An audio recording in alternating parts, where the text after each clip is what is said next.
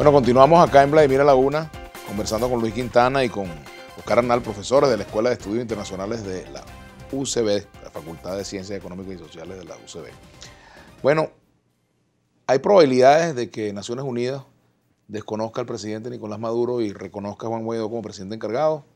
Bueno, yo creo el vicepresidente de Estados Unidos ayer en el Consejo de Seguridad dijo que iban a promover una resolución en esa dirección para quitarle la acreditación a los diplomáticos que legítimamente ha designado el gobierno venezolano. En cualquier caso, es un tema de correlación de fuerzas, es decir, tienen uno los votos para hacerlo en el seno de la Asamblea General de las Naciones Unidas. Hay algunos antecedentes, en cualquier caso, dudo que lo consigan, pero es evidente que tanto Venezuela como Estados Unidos se van a mover en una dirección y en otra para impedirlo, para lograrlo. Creo que es muy peligroso que se siente también ese precedente en la región.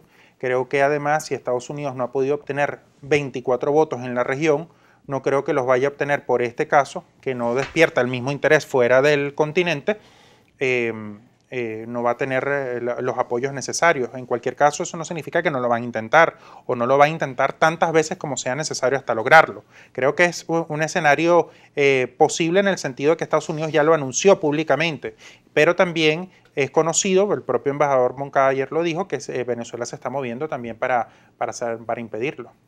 Sí, yo creo que ya es muy significativo que 50 países, los países, o sea, más de 50 países, los países democráticos, los países, la mayoría de los países, digamos, del hemisferio, o sea, estén en la línea de reconocer a Guaidó, digamos, para mí no tiene mayor relevancia eso, o sea, ese tema de que las Naciones Unidas lo hagan o no lo hagan. Evidentemente creo que se va a intentar, pero ya lo hizo la OEA, que es el organismo natural, regional, digamos, de los hermanos latinoamericanos. La OEA, le preciso, profesor, no se ha pronunciado sobre el fondo del reconocimiento al gobierno de Guaidó. No se ha pronunciado, solamente admitió al doctor Tarre, al representante de la Asamblea Nacional, que es ilegal y es arbitrario, sí, pero eso fue lo que reconoció, no ha reconocido a Guaidó. Lili López dice lo siguiente: de acuerdo a lo que dice el señor Arnal, que no está prohibida esta aberrante violación de designar al representante de autoproclamado Guaidó, nos preguntamos para qué sirve la Carta Democrática Interamericana, cuál es su razón de existir.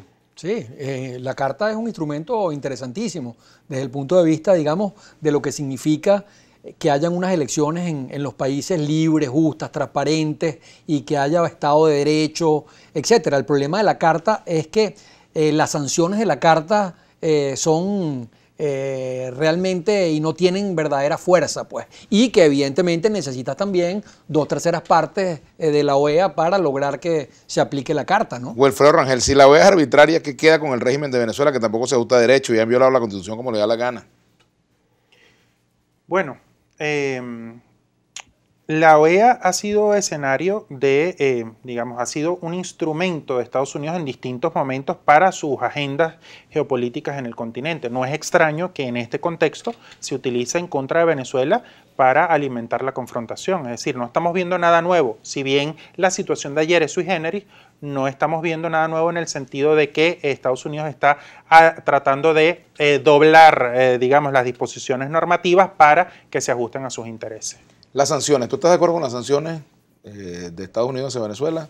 ¿Las apoya? Aquí, por ejemplo, dice New TV: ¿hasta cuándo las sanciones? El régimen se mantendrá en el poder al precio que sea, ellos están cómodos y el pueblo seguirá siendo el afectado. Yo estoy de acuerdo con las sanciones individuales. Me parece que las sanciones individuales para los que han violado derechos humanos o los que están incursos en delitos de corrupción o sobre todo de narcotráfico son legítimas. ¿Qué dices tú al respecto? Bueno, evidentemente no puedo estar de acuerdo. Además de constituir una agresión ilegal, lo que afecta efectivamente es al pueblo venezolano.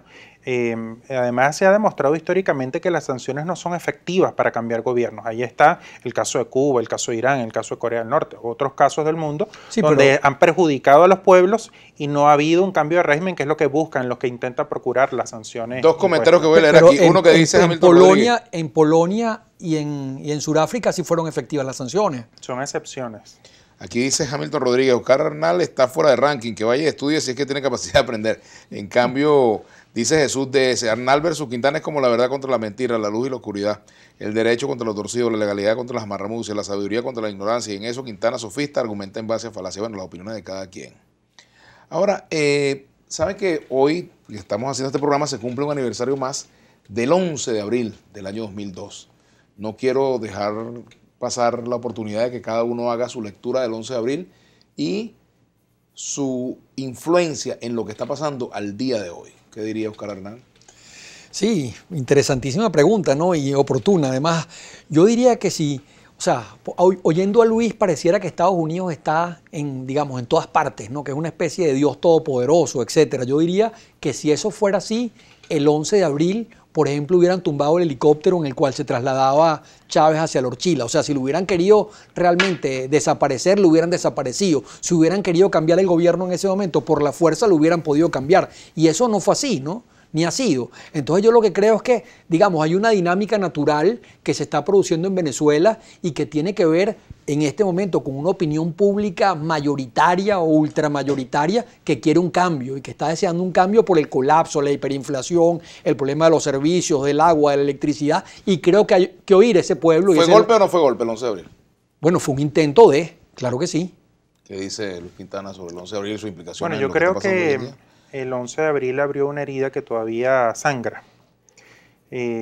Allí la oposición tomó el liderazgo de una acción violenta para deponer un gobierno democráticamente electo y eso generó posteriormente un proceso de ruptura muy agresiva entre dos sectores importantes del país.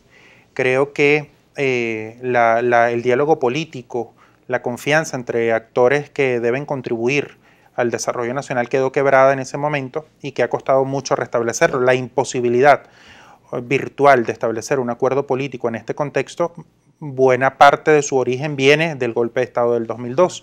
Creo que Venezuela tiene que sanar esa herida, entre otras cosas, a través de un proceso de negociación entre las principales fuerzas políticas para conseguir una salida viable a la crisis que tenemos en Venezuela. Humberto Hernández dice, Vladimir, lo que dice Hernán no es verdad. El derecho público se rige por un principio, el cual se denomina de legalidad, consistente en que quien ejerce una función pública solo puede hacer lo que le instruye la ley y no ir más allá.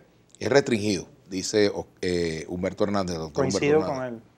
¿Qué dice Oscar Hernán? No, yo digo que en el derecho internacional ese no es un principio que tiene realmente vigencia, ¿no? Luis Ángel Estanga dice, yo prefiero al gocho para el 88 y trabajar con los gringos y no con rusos ni chinos. Bueno, también otro comentario por aquí. El gobierno de Nicolás Maduro es legítimo, dice Carla Aguilera. Organismos internacionales y multilaterales deben ser indiferentes a la violación sistemática de derechos humanos de un país miembro. La presión internacional logró que el régimen chavista reconociera la crisis humanitaria. Bueno, yo creo que es un asunto de los venezolanos y no de los organismos multilaterales determinar la legitimidad o no de un gobierno. ¿Qué dice Oscar Hernán? Bueno, digamos que todo comenzó con estos golpes con el 4 de febrero y el 4 de febrero tiene que ver con el 11 de abril y tiene que ver también con esos golpes recurrentes que han ocurrido en Venezuela a lo largo de la historia, que a veces han cambiado los gobiernos para bien, como el caso de Pérez Jiménez, que fue, digamos, sustituido luego por Wolfgang Larrazábal y por esos gobiernos del Pacto de Punto Fijo, que iniciaron una era inédita en la historia de Venezuela, que fue la era de los gobiernos alternativos y electos popularmente cada 5 años, ¿no? Aníbal Gómez dice, salir del gobierno de Maduro no es cuestión de derecho público internacional, es cuestión de justicia. Cuando encuentres un conflicto entre el derecho y la justicia, lucha siempre por la justicia. Couture. Creo que lo justo para el país es evitar una confrontación violenta y que cualquier solución que se ponga en marcha sea a partir de un acuerdo político entre las principales fuerzas políticas. Bueno, ojalá las diferencias entre los venezolanos se discutieran de la forma como se han discutido hoy las cosas acá en Vladimir a la Una, de verdad. Les agradezco muchísimo que hayan venido tanto a Oscar Arnal como a Luis Quintana, profesores de la Escuela de Estudios Internacionales. Gracias por acompañarnos. Gracias. Y bueno, mañana tenemos un viernes musical. Estará con nosotros el grupo Linaje Llanero, con el Topo, que canta guaracha, canta merengue y además también canta y nos hace recordar a Simón Díaz. Hagamos entonces nuestra pausa ya definitiva por el día de hoy. Despedimos el programa y los dejamos en compañía de Brújula Internacional con el embajador Julio César Pineda. Gracias por acompañarnos. Gracias a ti, Vladimir. Los esperamos nuevamente a ambos.